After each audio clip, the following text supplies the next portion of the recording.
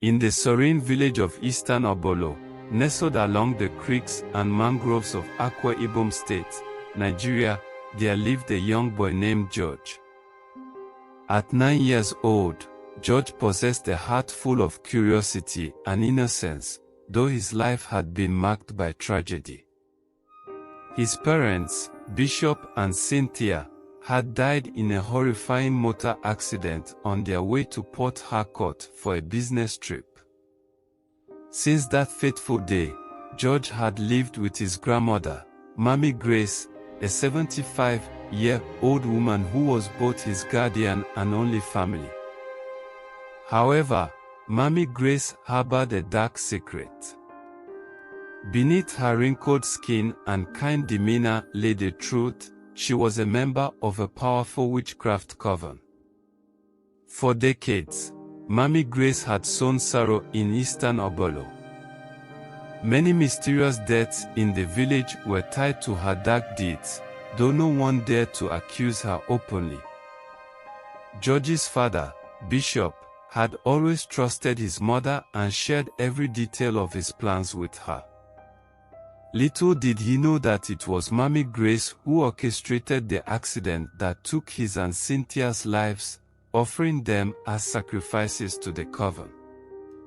Her betrayal was a heavy burden, but one she bore in silence. Years passed, and the coven grew restless. Mammy Grace's sacrifices had waned, and now the elders of her group demanded the ultimate price: her only grandson, George. Faced with this horrific ultimatum, Mammy Grace was torn. If she sacrificed George, her life might continue, but she knew it would be empty and haunted. If she refused, the coven would surely turn on her. One moonlit night, Mammy Grace sat alone by her hearth, the glow of the flames casting shadows across her troubled face. The weight of her choices bore down on her like an anchor. She knew she could no longer live this way. Summoning George to her side, she spoke with urgency and sorrow. "My child," she began, her voice trembling, "there is something I must tell you. Tonight, you are in great danger. But if you do as I say, you will survive. Listen carefully. Take this stone and keep it close. At midnight, a swarm of ants will come into your room. Spare the first ant you see, it will be me, but crush every other ant. Do not stop until they are all gone.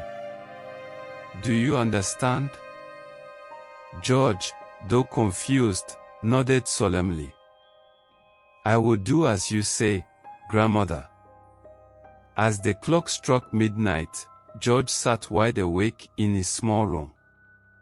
The faint chirping of crickets was interrupted by a strange rustling.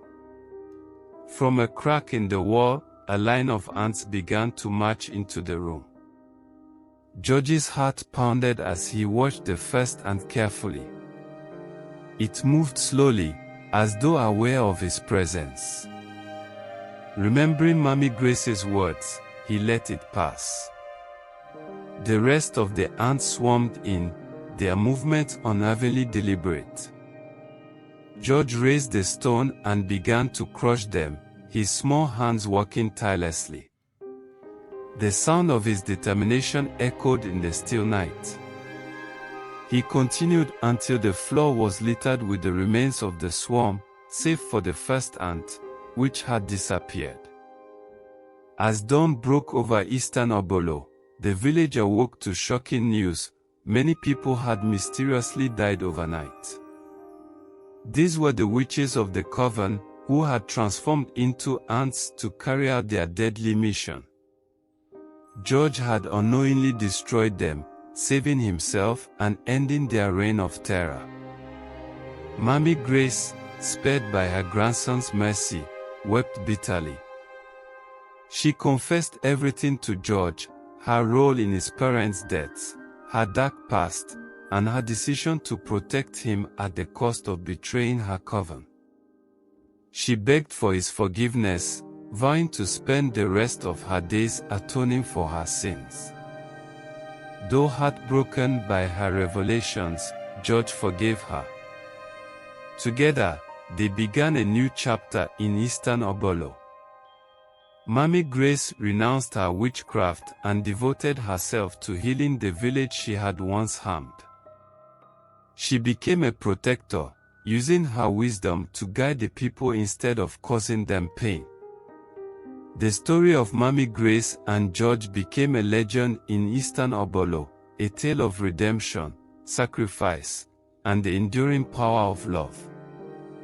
It served as a reminder that even the darkest hearts could find light, and that forgiveness could spark transformation.